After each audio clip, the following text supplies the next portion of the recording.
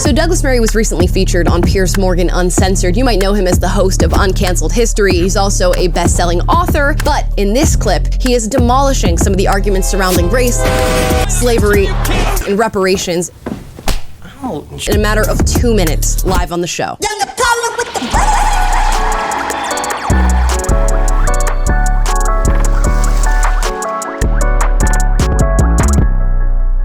Alright guys, before we get into this now viral video, please like and subscribe. I want as many people to find this channel as possible so you know what to do. Now the guy we're talking about today, his name is Douglas Murray. He's got a record for destroying people's arguments, and he did so in a matter of 2 minutes on Piers Morgan when it comes to the topic of race, slavery, reparations. You know it. Let's watch it. Well, it's a kind of grievance competition. Your guest earlier just tried to engage in it. I don't know what hurt she believes she's had from slavery. All of this was addressed 2 centuries ago. Everything has consequences. All history has consequences and ramifications. If we were to play this fairly, we would at least look at all of the countries around the world that engaged in the slave trade who are simply not interested in any form of reparations. The Ottoman Empire, all the Arab countries who not just traded far more slaves than across the Atlantic, but castrated all the men so that there wouldn't be any more African slaves after them. They worked them to the bone. I see no interest across Africa in paying reparations for selling their brother and sister Africans into slavery or for working them to the bone to the present day. Ooh, let's pause. Already so much information to spit out so quickly. He points to many very important things in that. First, he talks about sort of a grievance competition that people are going through right now. I like to call it the oppression Olympics. That's what we're dealing with, where people, and specifically those on the woke left, are trying to stack their oppression points any way that they can. And you'll find that with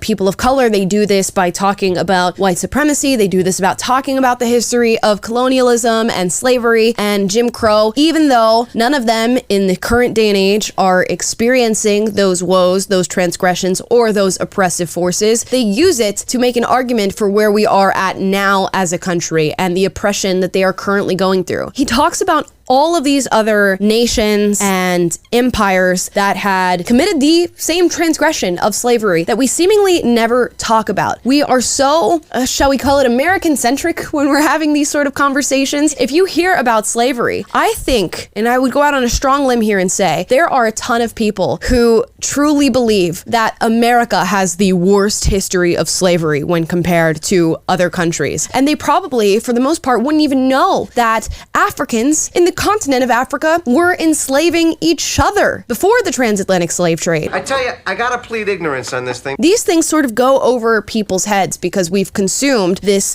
force-fed narrative of slavery and oppression in the United States, and that's the reason that race relations are the way that they are now, that black people continue to be affected by this wound of slavery, and Douglas Murray has clearly had enough. Done. It seems as though the female panelist on this show is not too happy to hear what he's saying, but we'll see. There is slavery across Africa today. In fact, there are more slaves in the world today than there were at the height of the transatlantic slave trade. So Facts. some of us are simply a bit bored of hearing people ripping at closed wounds and then crying about their hurt or their presumed hurt. Because everybody could do this. 1 million Europeans were stolen by North Africans over the course of decades of the North African Barbary pirate slave trade.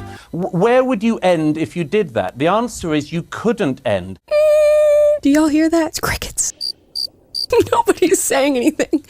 And the points are so important, people. I cannot stress this enough. I'm sure at some point in the future in your life, you are going to have conversations surrounding these topics because they are everywhere. And that point that he just made there, that if we are going to view our current lives through the lenses of history and say that we are owed something due to what happened to our ancestors and those who came before us, everybody has a claim then to reparations. Because every single race, creed, religion, background, you name it, has gone through something horrific in history at the hands of another race, creed, religion, background. There are many things that if we all track our ancestry, it doesn't matter if you're white, Asian, Hispanic, black, whatever the case may be, you will find that something bad happened to your ancestors at the hands of other people. You cut me deep, Shrek. You cut me real deep just now. Do you now, in the current day, deserve reparations as somebody who never experienced those transgressions? And do the people who never committed those acts of violence or those heinous acts of slavery, I did not hit her. I did not. The people who never did those things, do they owe reparations? Are they the ones that now have to pay? Do we all then have a claim to some sort of payment from our government or land or tax credits or this and that? These are all the conversations we're having. But for some reason, we're only having it through the lens of Black America. And you don't hear anything else from any other races. Because nobody is alive who has actually suffered the hurt, and nobody is alive who did the wrong. And I'd make one other point, if I may. It's always the countries that people want to come to who are put through this struggle session. Britain, like America and France, are the most desired destinations for migrants worldwide and have been for centuries. Why is that? It's not because we're racist, it's because we're better. It's because we're good.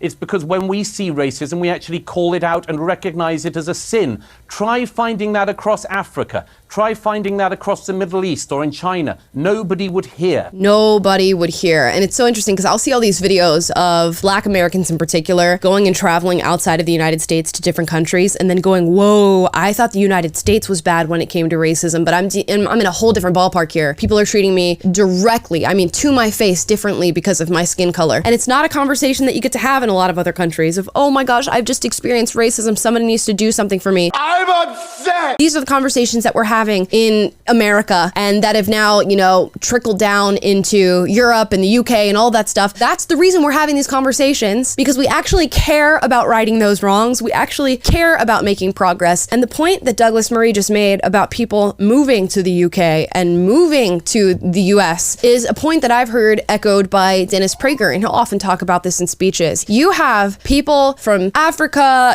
all over the world who are seeking out a place in the United States, in the UK, in Western Europe, and these are apparently westernized, colonialist, white supremacist nations. So then are the African people and the Hispanic people and all the people of color who are trying to, gain citizenship in these countries, are they dumb? Are they dumb to just be coming to a country that is going to outwardly oppress them for their skin color? Probably not. They probably recognize that this is a land of opportunity. They probably recognize that it's a land and melting pot for all race, religions, creeds, backgrounds, right? And that's why they're coming here, because they know that this country has something to offer and way more to offer than their country back home. So what we have is a situation where the more virtuous countries are presented as the worst countries. It's sick, and most of us are tired of it.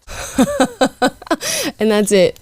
Boom. That's all you have to say. The reason that the United States and the UK and all these other countries are getting aired out as, racist, colonialist, white supremacists is because we're actually willing to have the conversation about our history. We don't just move on. We're actually willing to invite people to the table to have a discussion about whether or not there should be reparations payments. Even though I vehemently disagree with the idea that we should, we're entertaining the conversation because we care about making this country better, because we care about acknowledging its history. And you don't find that everywhere else in the world. You might be brainwashed into thinking that you will because you live in a nation that is flogging itself essentially with white guilt and this feeling of sorrow due to its past, even though we've made progress. It can warp your entire view of the world. And he laid it all to rest right there. There is really no reason to be complaining about this stuff in the modern day and age, and there is certainly, in my opinion, no reason to be having a discussion surrounding reparations. You did not experience them. The white people who are living around you today did not enact those heinous crimes on people. Simple as that. You let me know if there's an argument that he missed. I almost didn't have anything to say because in 2 minutes, he managed to bob and weave all the way through many of the arguments that people put out today in relation to race and white supremacy and slavery and reparations. You name it, he crushed it. Let me know your thoughts in the comments down below. And as always, we encourage healthy debate, so duke it out, but do so respectfully. Please like, subscribe, click the notification bell to be notified every single time I post a video for you guys, which is every single day. And if there's an argument that he missed, drop that in the comments down below. I'm always excited to see what you have to say. I'll see you tomorrow.